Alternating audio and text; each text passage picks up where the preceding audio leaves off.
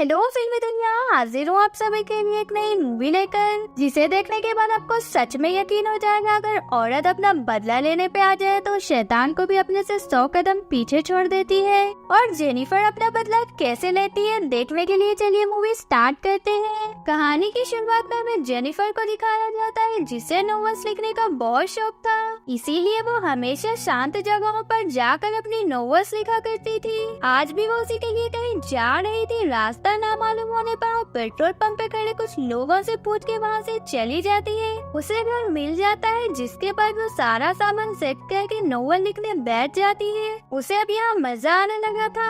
Night में उसे अजीब सी कुछ आवाजें आती है, जिस कारण उसकी ड्रेस पर जूस गिर जाता है। जैसे ही वो वॉशरूम में ड्रेस वॉश करने लगी थी, चुपके से कोई उसका वीडियो बना लेता है। मॉर्निंग जब वो वॉक कर रही थी, उसे जंगल में एक अजीब सा घर नजर आता है जिसमें कोई नहीं था।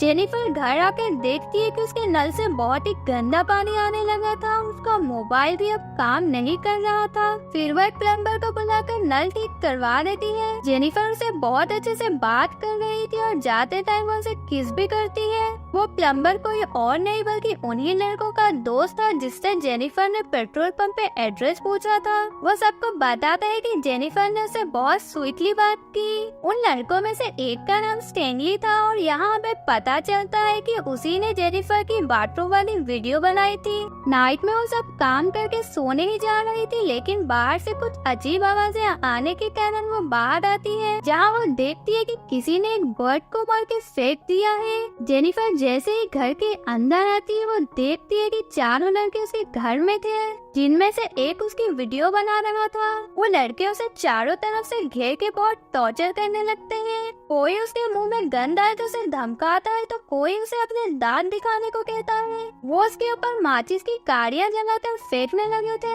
लेकिन जेनिफर किसी तरह वहाँ से बाहर आ जाती है, जहाँ उसे शेरिफ नाम का एक पुलिस वाला मिलता है। जेनिफर उसे सब बता देती है। शेरिफ उसे इंसिडेंट वाली जगह दिखाने को कहता है, जिसके बाद वो उसे अपने घर ले आती है। जेनिफर उसे बताने लगती है कि उन लोगों ने किस तरह उसे टॉर्चर किया था, लेकिन बुरा तो जेनिफर के साथ अब होने वाला था, क्योंकि शेरिफ कोई और नहीं बल्कि उन्हीं लड़कों का फ्रेंड था। शेरिफ उसे गंदे तरीके से छूने लगता है, उन लड़कों को कॉल कर आने को कहता है। वो सभी मिलके उसके साथ जबरदस्ती इंटीमेट होने लगे थे। साथ ही वो लोग यहाँ जो हो रहा है उसकी वीडियो भी रिकॉर्ड कर लेते हैं। प्लम्बर तो बहुत अजीब साइको तरीके से बिहेव कर रहा था। इंटीमेट होने के साथ साथ वो लोग जेनिफर को बहुत मारते भी है। वो किसी तरह फिर से भाग जाती है, लेकिन उसकी बुरी किस्मत वो लोग जंगल में उसे फिर से पकड़ लेते हैं, जहाँ वो लोग फिर से उसका गैंग रेप करके उसके सारे कपड़े निकाल कर उसे एक नदी में फेंक देते हैं। शेरिफ सारे एविडेंस जला देता है ताकि किसी को पता न चले कि उन लोगों ने जेनिफर के साथ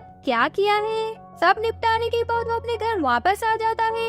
मॉर्निंग शेरिफ उसी मकान मालिक के पास आता है जिसके घर में जेनिफर रह रही थी। वो उसे कुछ बातें करने लगता है। दूसरी जगह हमें उन चारों दोस्तों को दिखाया जाता है जो कि बड़े आराम से बैठे थे, क्योंकि उन्हें लग रहा था जेनिफर की बॉडी किसी को नहीं मिलने वाली। नाइट में शेरिफ अपने वाइफ के साथ मूवी देख रहा था। उसी दौरान उसे जेनिफर के लैंडलॉर्ड की कॉल आती है। उसे बोलता है कि उसके घर में एक लड़की रेंट से रह रही थी, लेकिन पता नहीं क्यों 2 दिन से वो घर वापस ही नहीं आई, जिस वजह से उसे उसकी चिंता होने लगी है। अगले दिन स्टैनली उसके दोस्तों को आकर बताता है कि उसका वीडियो रिकॉर्डर गायब हो गया है और जो शेरिफ ने तोड़ा था वो एम्प्टी था, जिसमें उसने फुटेज रिकॉर्ड की थी वो उसने अपने पास ही रख लिया था। जिसे सुनकर जॉनी को बहुत गुस्सा आता है। वो स्टैनली को पीटने लगता है। एंडी किसी तरह उन्हें छुड़ा देता है। नाइट में जॉनी के घर के सामने कोई मरा हुआ बर्ड रख देता है, जिस तरह उन्होंने जेनिफर के साथ किया था। शेरिफ भी अपने घर आता है, जहाँ उसे टेबल पे वही टेप मिलती है जिसमें रिकॉर्डिंग थी। उसे लगता है कि ये सारा किया कराया स्टैनली का होगा। वो स्टैनली के पास आकर उसे मारने लगता है। वो टेप उसके मुंह में डाल देता है। जॉनी बोलता है शायद ये प्लम्बर ने किया होगा, क्योंकि उसे ही जेनिफर के लिए बुरा लग रहा था। शेरिफ जल्द से जल्द प्लम्बर को ढूंढने को कहता है। नेक्स्ट सीन में हम देखते हैं कि प्लम्बर को तो जेनिफर पकड़ के अपने घर ले आई है, जहाँ वो उसे गिड़गिड़ाकर माफी मांग रहा था, लेकिन जेनिफर अब किसी की नहीं सुनने वाली। वो उसका गला रस्सी से बांधकर उसे बेहोश कर देती है। शेरिफ उसे लैंडलॉर्ड के पास आकर उसे गोली मार देता है क्योंकि वो एक ही था जिसे जेनिफर के बारे में पता था। जॉनी और स्टेनली भी अब जेनिफर के जाल में फंस गए थे। वो उन्हें बेसबॉल बैट से मारकर बेहोश करके अपने साथ ले आती है। होश आने पर जॉनी देखता है कि जेनिफर ने उसे बांधकर बाथटब की तरफ फेस करके उसे लिटा दिया है। स्टेनली को उसने एक पेड़ से बांधकर उसकी पलकों में फिश पकड़ने वाली पिन लगा दी थी ताकि अगर कभी वो हला तो उसकी दोनों पलकें फट जाए।